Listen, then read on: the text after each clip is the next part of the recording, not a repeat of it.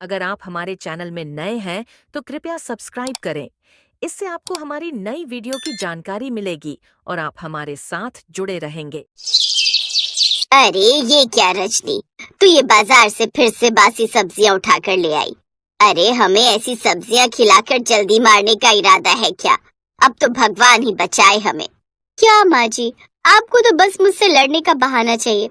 घर में आप किसी से भी पूछ लीजिए कि ये सब्जी ताजी है या बासी। हाँ हाँ, रहने दे रहने दे। वैसे भी तुझसे कौन ही जीत पाया है बहस करने में। चलो अब जो भी लाई हो वो बना लो, बहुत भूख लगी है। जी माँ जी। रजनी रसोई में जाकर खाना बनाने लगती है। ऐसे ही कुछ दिन बीतते हैं। एक रोज मोहन जब काम से घर लौटा तो वो काफी दुखी लग रहा था। उसे दुखी देख रजनी ने उससे पूछा, क्या हुआ जी, तुम इतना दुखी क्यों लग रहे हो?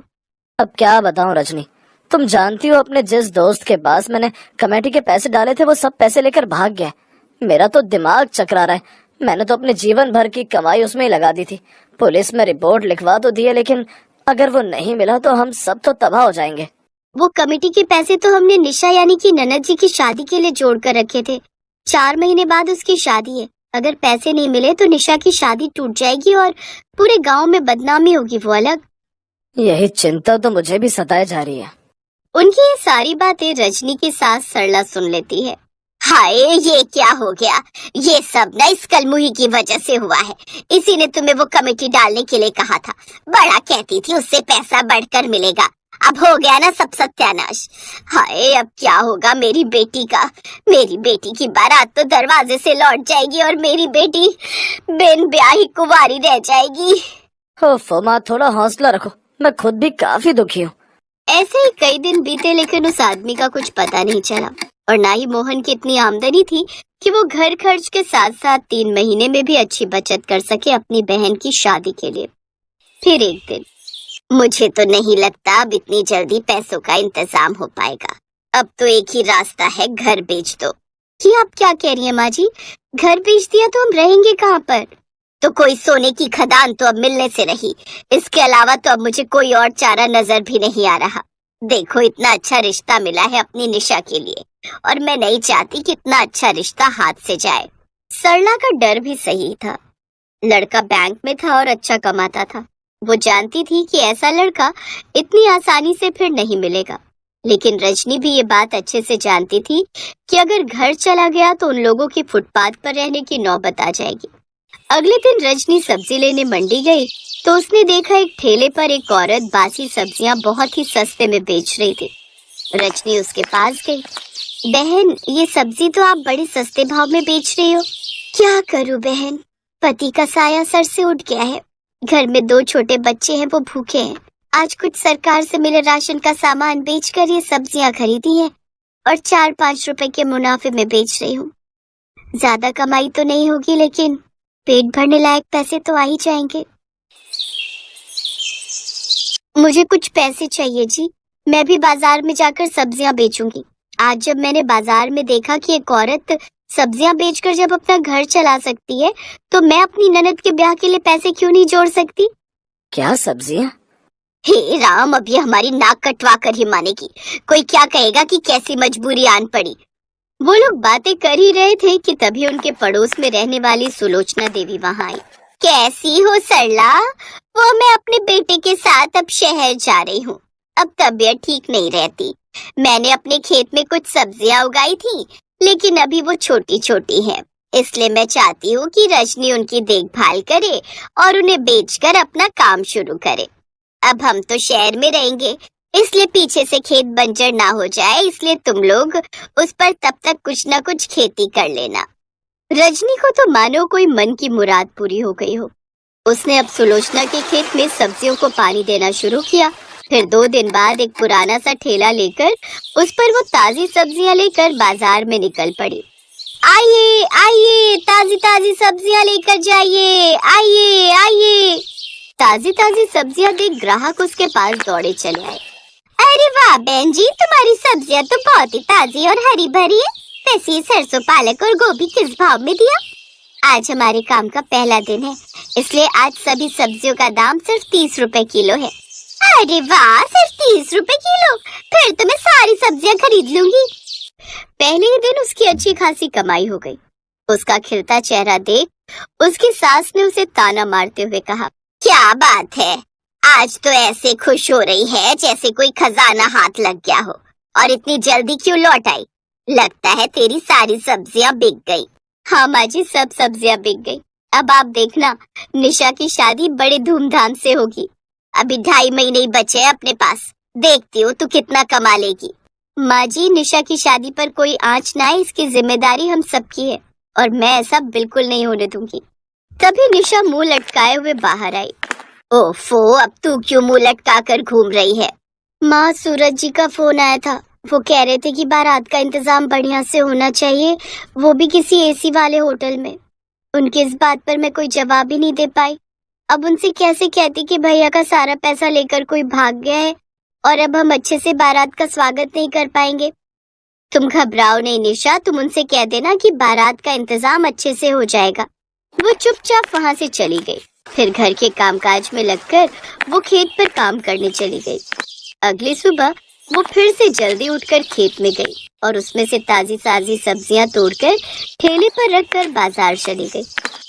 उस दिन तो उसकी सब्जियां जाते ही बिक गई, मानो सभी उसकी ही ताजी ताजी सब्जियों के इंतजार में हो। कुछ ही दिनों में उसे सब्जियों का अच्छा अनुभव हो गया था। अब उसने सीधा मंडी में सब्जी वालों से कांटेक्ट किया और उनको खेत पर से ही डायरेक्ट ताजी ताजी सब्जियां सप्लाई करने लगी। धीरे धीरे अब उसकी कमाई और भी ज्यादा बढ़ गई। अब उसका सब्जियों का व्यापार बहुत अच्छा चलने लगा और उसे खूब कमाई होने लगी। ऐसे ही 2.5 महीने बीत गए। उन्होंने निशा की शादी का इंतजाम बहुत अच्छे तरीके से किया और खूब धूमधाम से उसकी शादी की। किस्मत को कैसे पलटा जाता है ये उसने साबित कर दिया। ये देख उसकी सास भी हैरान रह गई और अब उसे अपनी गलती का एहसास हो गया।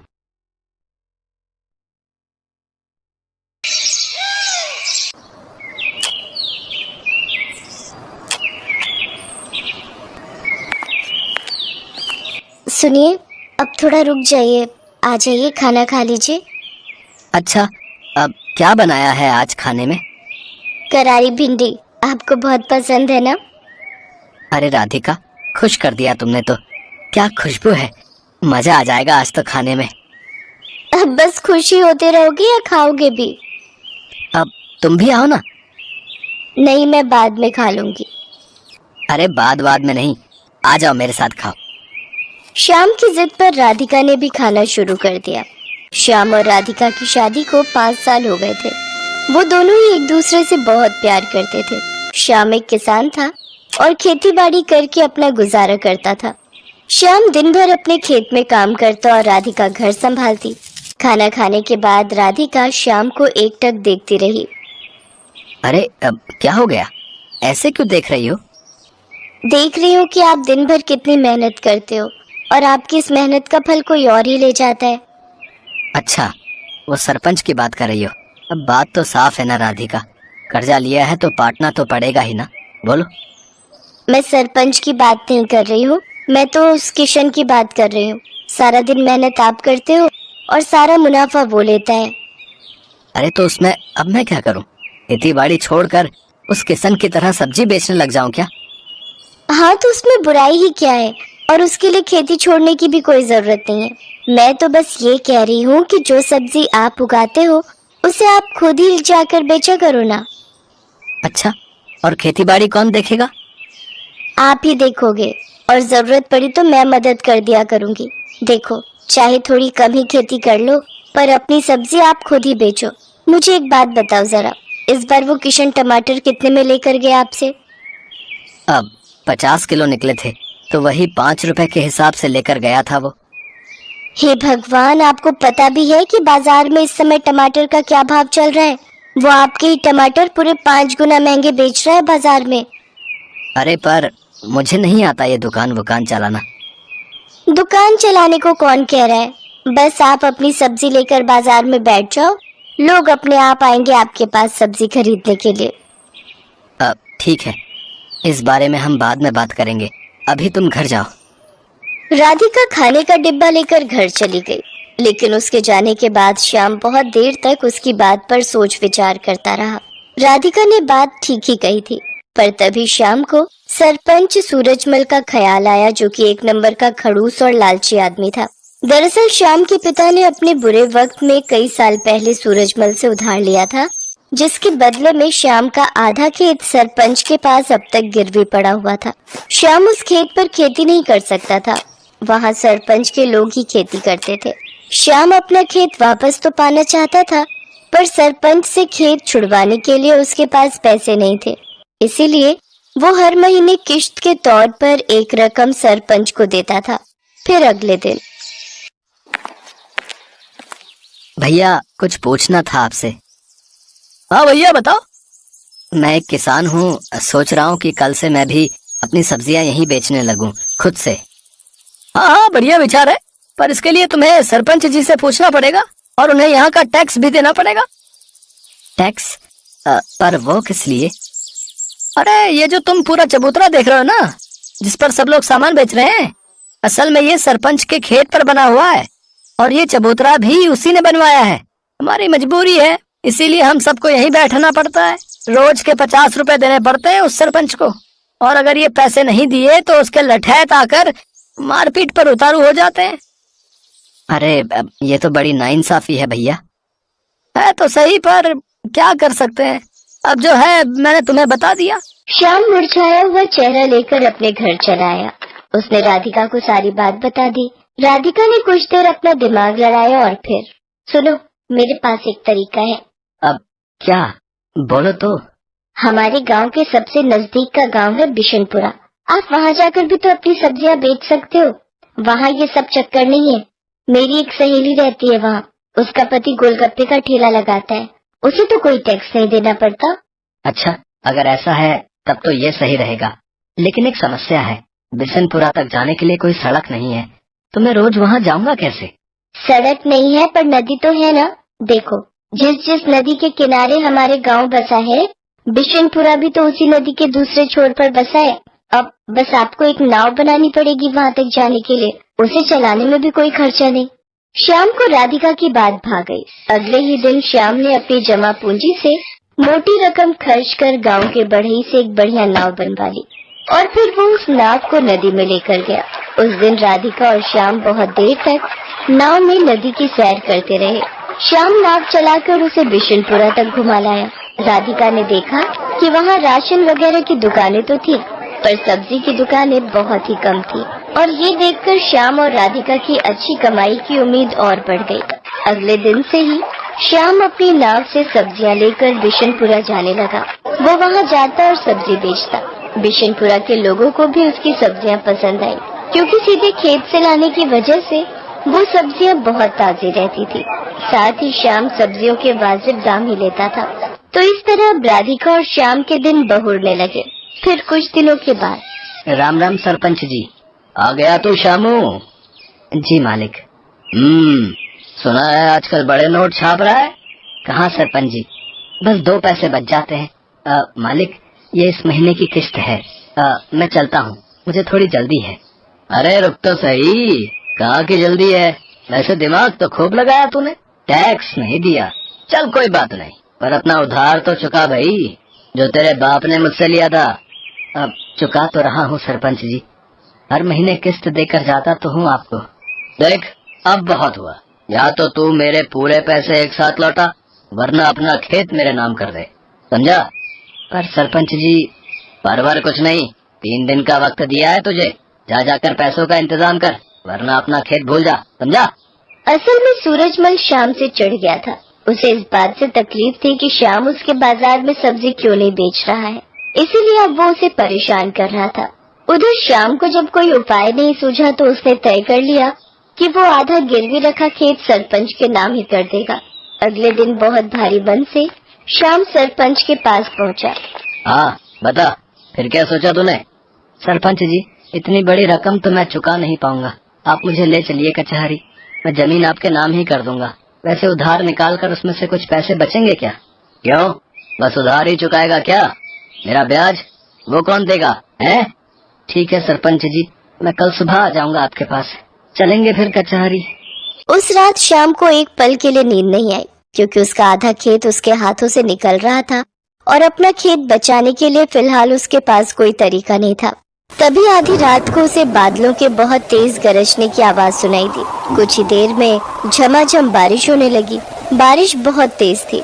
पूरे 4 दिनों तक वो बारिश ऐसे ही होती रही और पूरा गांव बाढ़ में डूबने लगा। कचहरी जाना तो दूर, फिलहाल कोई अपने घर से बाहर तक नहीं जा पा रहा था। बाढ़ की वजह से लोगों को बहुत परेशानियां होने लगी। किसी के घर में पीने का पानी नहीं बचा था तो किसी के घर में अनाज खत्म हो गया। ऐसे में श्याम ही वो इंसान था जिसने सबकी मदद करने के बारे में सोचा। वो अपनी नाव की मदद से सबकी जरूरत का सामान उन तक पहुंचा रहा था। हर कोई श्याम की तारीफ कर रहा था। और फिर अजी सुनते हो? हाँ, क्या हो गया? अरे आपने सुना क्या? सरपंच जी के घर की दीवार गिर गई है। बारिश का सारा पानी उनके घर में घुस गया है। शांता बता रही थी कि बाकी लोग तो सही समय पर निकल आए, लेकिन सरपंच जी अपने पोते के साथ घर के अंदर फंस गए हैं। अरे तो मुझे जाना चाहिए, फौरन जाना चाहिए। इतना कहकर श्याम ने तेजी से अपनी नाव चलाई। उसने जाकर देखा तो वाकई सरपंच अपने पोते को कंधे पर बिठाए पानी में डूबा खड़ा था। वो चिल्ला चिल्ला कर मदद मांग रहा था। बाढ़ का पानी उसके गले तक आ रहा था, लेकिन श्याम फौरन अपनी नाव लेकर सरपंच के नजदीक गया और सरपंच और उनके पोते को अपनी नाव पर बिठाकर बाहर निकाल लाया। पूरे 3 दिनों तक सरपंच और उसका पोता श्याम के घर की छत पर रहे।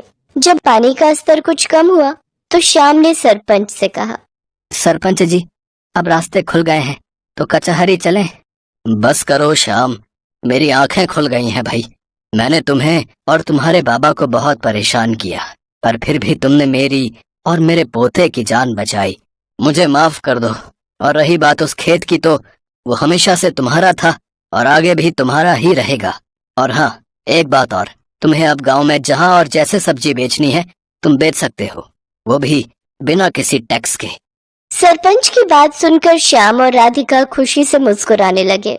बारिश थम गई थी, लेकिन उसने सूरजमल के मन पर चढ़े मैल को हमेशा हमेशा के लिए धो दिया था।